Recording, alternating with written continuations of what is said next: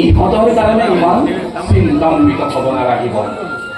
দাদা তীৰ্থৰ পৰা ঘূৰি অহাৰ আগতেই দুৰ্যোধনৰ কিবা এটা কৰিব নোৱাৰিলে পিছত কৰাটো টান হৈ পৰিব। কাৰণ দুৰ্যোধন দাদাৰ পৰম ভক্ত। নহয়, লগে লগে সকলোকো আঁতৰাব লাগিব, নহ'লে হয়তো আজি মোৰ পৰম ভাগ্য দেখোন নাৰায়ণৰ আগতেই ওলালহি। প্ৰণাম। মামা, তোমাৰ কথাকে ভাবিছিলো। কুৰুক্ষেত্ৰৰ ভাৱ এৰি মোৰ কথা ভাবিছিলা?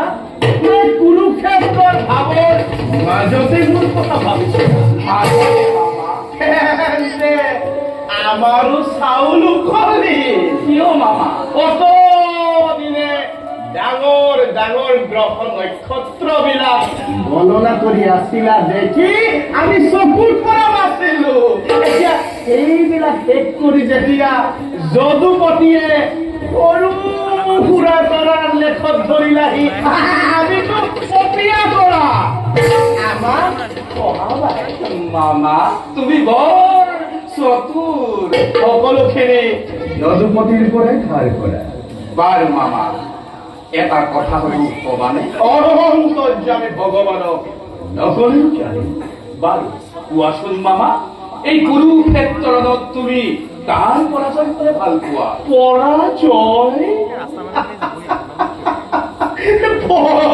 পৰাজয় হবলৈ বাকী নাই দয়াময়। এতিয়া ভাল পাইছো নে বেয়া পাইছো সেয়া যদুপতিয়ে জানে। কৌৰৱৰ ৰাজ্যত থাকি দুৰ্যোধনৰ ইমান বিশ্বাসভাজন হৈ বিশ্বাসঘাতকী কিয় হলা? তাৰ উত্তৰো আজি নাৰায়ণক দিব লাগিবনে? তুমি নিষ্ঠুৰ। আৰু তুমি? মই মোৰ কৰ্তব্য কৰিছো। তেনেহলে মোৰ কৰ্তব্যৰ কোনখিনি ত্ৰুটি হল দয়াময়? ভাগিন ভাগিন বুলি মুখৰ অমৃতেৰে বোলাই অন্তৰৰ চিৰসঞ্চিত হলাহল বিষ পান কৰোৱাতকৈ সন্মুখ সময়ত অতি ধাৰণ কৰি শত্ৰুতা আচৰণ কৰাই অভিজ্ঞ বুলি জানো, কিন্তু পূৰ্ণ ব্ৰহ্মৰ ভগৱানৰ কপট নিৰ্যাতকৈ মোৰ এই আচৰণ বেছি দুখনীয়। সদায় ভুলকে কৰি ভুলতে হৈছো। এক বছৰত আৰু সেই ভুল নাভাবে নাৰায়ণ। তোমাৰ দুখতেই কৌৰৱ ধ্বংস হল।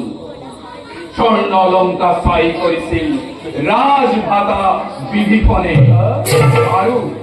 আৰু এতিয়া স্বৰ্ণময়ী ভাৰত ভূমি শ্মশানত পৰিণত কৰিলা ৰাজমাতুৰ তুমি ভগ্নীয়ে।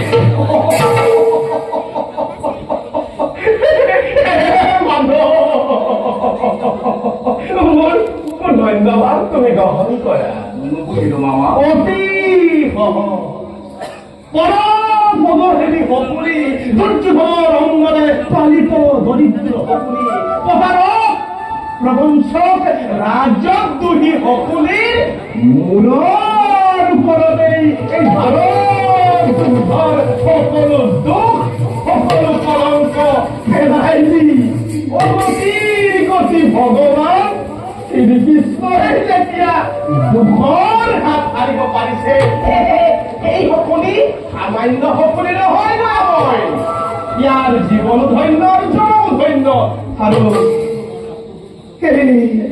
এই জীৱনৰ গৰাকী তুমি নাৰায়ণ। মোৰ ধন্যবাদ। তুমি মামা, তোমাৰ উদ্দেশ্য আৰু মোৰ উদ্দেশ্য একে নহয়। তোমাৰ উদ্দেশ্য প্ৰতিশোধ ধ্বংস,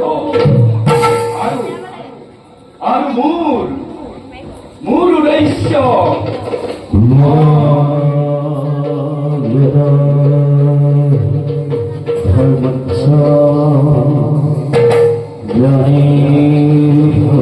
ভাৰত অদ্ভুতান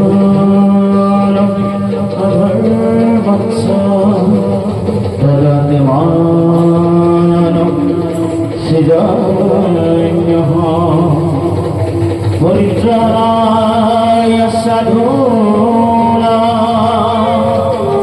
বিনাশায়